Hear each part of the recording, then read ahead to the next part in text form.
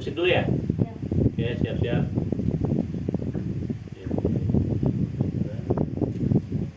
Oke, ini.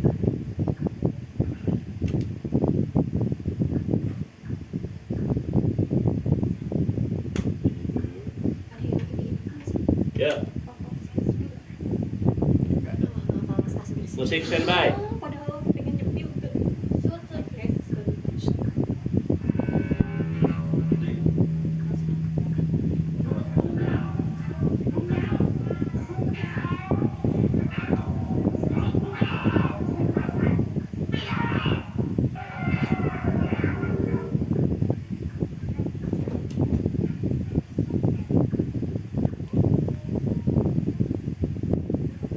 Dewan Hakim yang terhormat. Dewan Hakim yang terhormat. Dewan Hakim yang terhormat. Sebelumnya, izinkan saya meralat segala ucapan jaksa. Ini bukan pembelaan. Saya tidak pernah merasa melakukan pembelaan terhadap diri saya sendiri. Ini bukan pembenaran. Saya Sumarah, seorang perempuan, TKW, babu, pembunuh, dan pesakitan. Benar atau salah, menurut apa dan siapa saya tidak peduli. Ini kali terakhir, biarkan mulut saya bicara. Jangan dipotong dan jangan diganggu. Saya tidak butuh pembela, saya juga tidak butuh penasihat hukum, karena saya tidak mampu untuk membayarnya. Toh semua sudah benar. Segala ancaman terhadap saya, vonis mati saya terima tanpa adanya pembelaan banding atau apalah namanya. Kematian adalah kelahiran kedua. Untuk apa berkelit kalau itu sudah winarah dalam hidup saya? Justru itu, biarkan saya bicara apapun. Penting atau tidaknya, menurut Dewan Hakim atau siapapun, saya tidak peduli.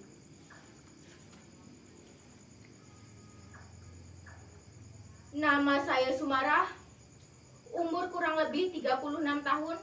Saya seorang TKW babu. Ya emang saya babu. Tapi justru itu saya hebat. Saya berani mengambil keputusan untuk menjadi seorang babu. Belum tentu semua orang berani hidup di bawah manusia. Inilah saya Sumarah. Bertahun-tahun saya menjilati kaki orang. Bertahun-tahun saya merangkak. Bertahun-tahun saya hidup di bawah kaki orang. Bertahun-tahun saya tutup mulut saya. Saya lipat lidah saya agar tidak bicara apapun. Karena bicara itu bencana. Bencana bagi perut saya, bencana bagi perut Simbok, dan bencana pula bagi para majikan saya. Tolong, kali ini biarkan saya membuka suara. Dari kecil, saya tidak berani mendongakkan wajah, apalagi di Karangsari, desa saya dilahirkan. Kegugupan itu bermula ketika Pak Kasirin guru madrasah saya pernah menerangkan.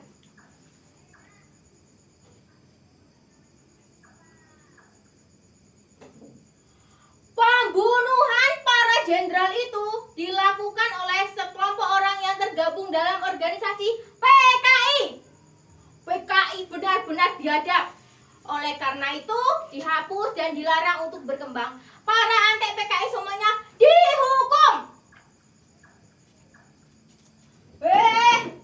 Bapaknya Sumarah itu seorang PKI loh.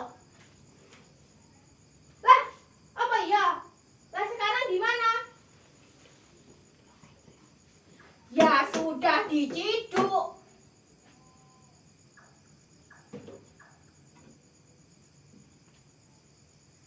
Seketika seperti terkena siraman air panas hatiku. Sakit, nyeri sekali. Malamnya aku bertanya kepada Simbah.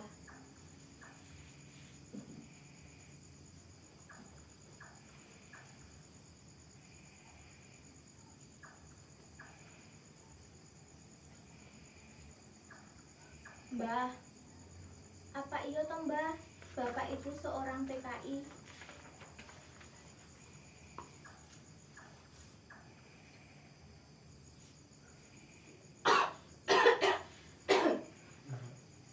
tidak, Nduk.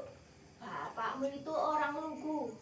Pekerjaannya sehari-hari hanya menderes kelapa dan ngusir andong.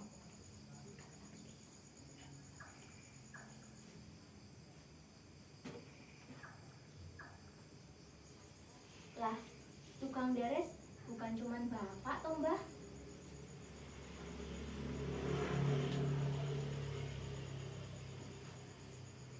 Ya, Nduk, tukang deres itu bukan cuman bapakmu. Semua itu bermula ketika bapakmu menjadi kusir andong. Sebagai kusir andong, bapakmu selalu mengantarkan siapa saja yang membutuhkannya. Salah satu pelanggan bapakmu namanya Pak Wasto. Dia seorang penyanyi. Kemudian Den Projo datang untuk menghampiri Simbah.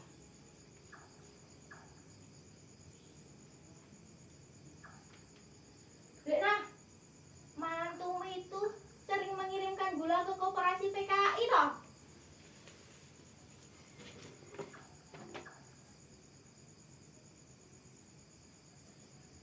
Ladalah, Den Suleman hanya mengirimkan gula ke tempat Pak Wasto.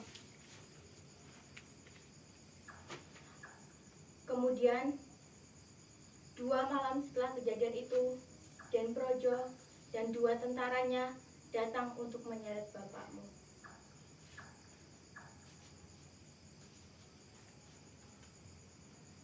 Dan Simbok bingung dan bertanya-tanya.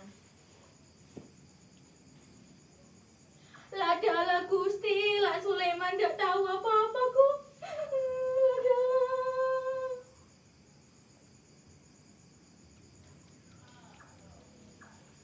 Setelah madrasah, ekonomi Simbok tidak mengizinkanku untuk sekolah. Walaupun nilai ijazahku bagus. Namun aku tidak mau diperdaya orang. Aku tidak mau bodoh seperti Bapak Simbok ataupun Simbok. Kata orang, pendidikan bisa melepaskan diri dari keterjepitan. Halah, aku hafalkan teori Archimedes, dikotil, monokotil, dari pembukaan hingga pasal-pasalnya, hingga ayat-ayatnya ke titik komanya. Dan yang paling aku ingat yaitu butir-butir Pancasila. Karena musyawarah dan mufakat yang isinya begini, begitu, bukan. Semuanya menjadi bukan. Pekerjaan yang layak hanyalah menjadi seorang babu yang bekerja dari subuh hingga larut malam. Pekerjaannya yaitu memasak, menyetrika, mengepel, dan yang paling aku ingat yaitu memanjat titik.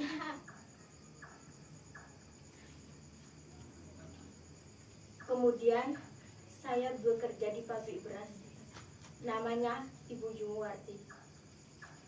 Pada saat saya bekerja di sana, saya berkenalan dengan seorang laki-laki.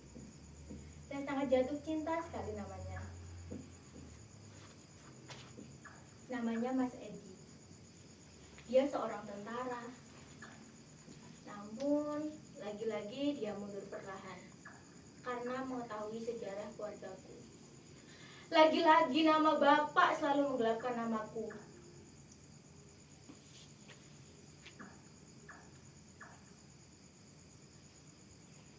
Kemudian sorenya Simbok bertanya kepadaku,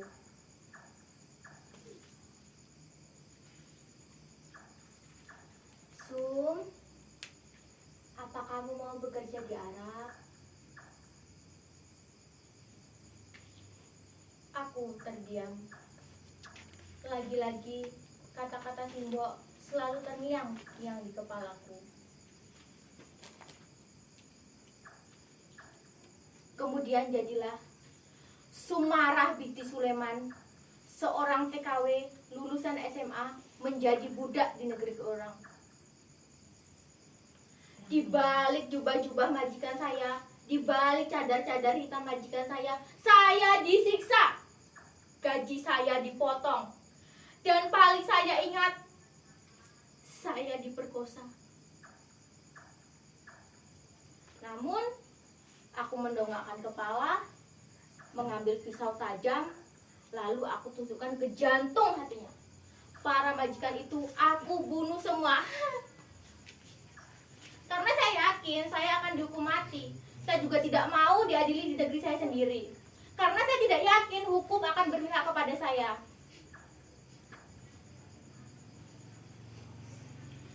Dewan Hakim yang terhormat, pengorbanan, perjuangan, semua butuh keberanian. Harapan saya seperti di penjara.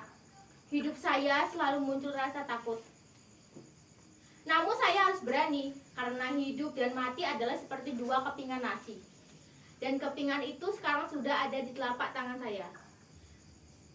Dan inilah saya Sumara. Saya siap mati.